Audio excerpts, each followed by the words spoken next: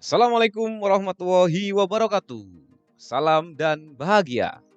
Berjumpa lagi dengan saya, Aditya Budi Setiawan, CGP Angkatan Kelima Kabupaten Pemalang. Dalam kesempatan kali ini, saya akan melaksanakan koneksi antar materi, modul 2.1, pembelajaran berdiferensiasi.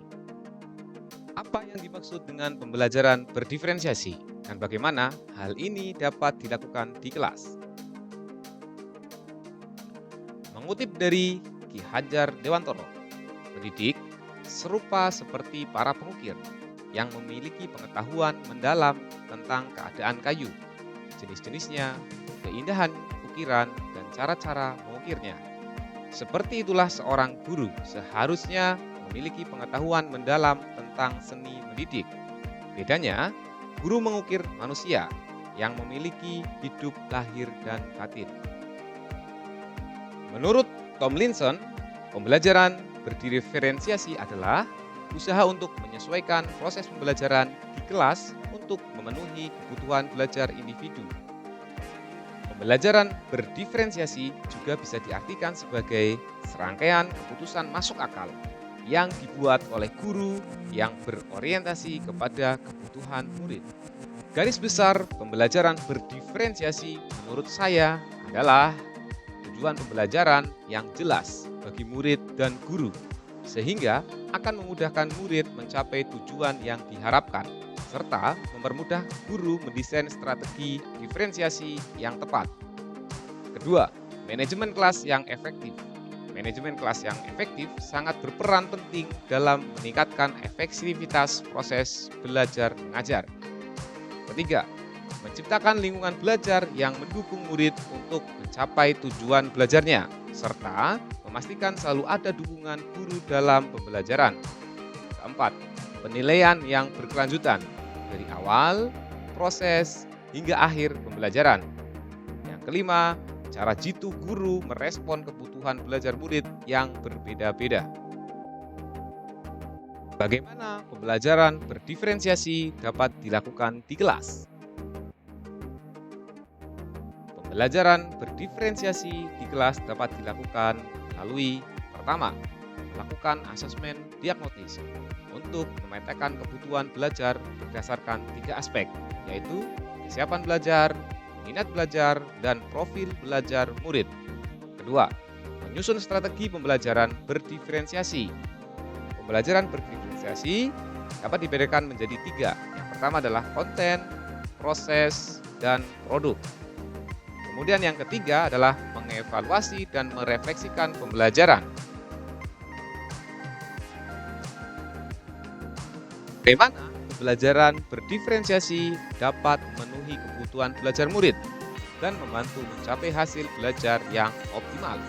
Yang pertama, menganalisis atau memetakan kebutuhan belajar murid dengan melakukan asesmen diagnosis berdasarkan 3 aspek, yaitu kesiapan belajar, minat, dan profil belajar. 2. Analisis penerapan 3 strategi pembelajaran berdiferensiasi, yaitu konten, proses, dan produk. Mengimplementasikan pembelajaran berdiferensiasi dalam rencana pengajaran di kelas. Dengan melaksanakan 3 tahapan tersebut, diharapkan dapat membuat murid mampu memaksimalkan potensi yang ada.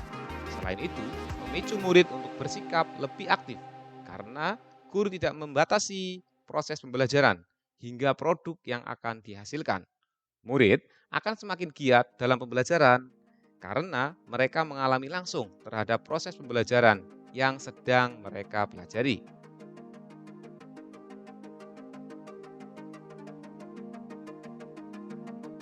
Koneksi antar materi. Dalam kegiatan ini, saya menghubungkan modul-modul sebelumnya dengan modul 2.1, yaitu pembelajaran berdiferensiasi. Modul 1.2, Filosofi Pendidikan Ki Hajar Dewantoro. Modul 1.2, Nilai dan Peran Guru Penggerak. Modul 1.3, Visi Guru Penggerak. Modul 1.4, Budaya Positif. Keseluruhannya akan membentuk sebuah gambaran tentang seorang pelajar, yaitu pelajar dengan profil pelajar Pancasila. Filosofi pendidikan Ki Hajar Dewantoro.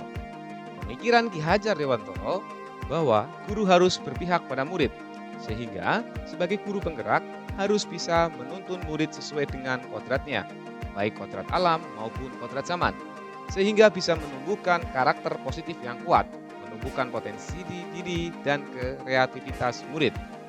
Pembelajaran berdiferensiasi yang dilakukan oleh seorang guru menjadi jawaban atas kebutuhan individu murid yang berbeda-beda berdasarkan kodrat alam dan zamannya. Modul 1.2 Nilai dan peran guru penggerak. Seorang guru memiliki nilai dan peran yang harus dijalankan dengan baik. Nilai guru penggerak adalah mandiri, reflektif, kolaboratif, inovatif, serta berpihak pada murid.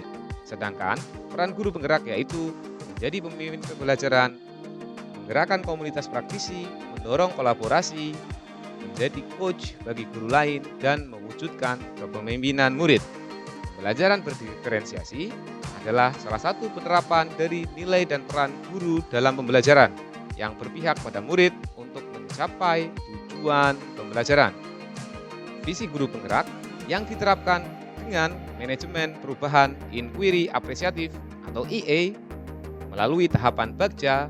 Tujuan visi guru penggerak adalah untuk menggali potensi terbesar pada guru dan murid untuk berinovasi dan meningkatkan kualitas dan potensi murid. Pembelajaran berdiferensiasi sebagai strategi pembelajaran yang diterapkan dalam kelas dapat mengakomodir keberagaman murid sesuai dengan potensi positifnya. Hal tersebut sesuai dengan pendekatan perubahan Bagja. Modul 1.4 Budaya positif. Membangun budaya yang positif, sekolah perlu menyediakan lingkungan yang positif, aman, dan nyaman agar murid-murid mampu berpikir, bertindak, dan mencipta dengan merdeka, mandiri, bertanggung jawab. Melaksanakan kebiasaan baik dan penerapan budi pekerti akan menciptakan budaya positif di kelas dan sekolah. Dengan menjadikan pemetaan kebutuhan belajar murid sehingga bisa mewujudkan variasi strategi dalam memenuhi kebutuhan belajar murid dan melaksanakan kebiasaan baik. Penanaman budi pekerti baik guna menciptakan budaya positif. Demikian Bapak Ibu, koneksi antar materi yang dapat saya laksanakan. Mudah-mudahan koneksi antar materi ini dapat bermanfaat bagi kita semuanya. Salam dan bahagia.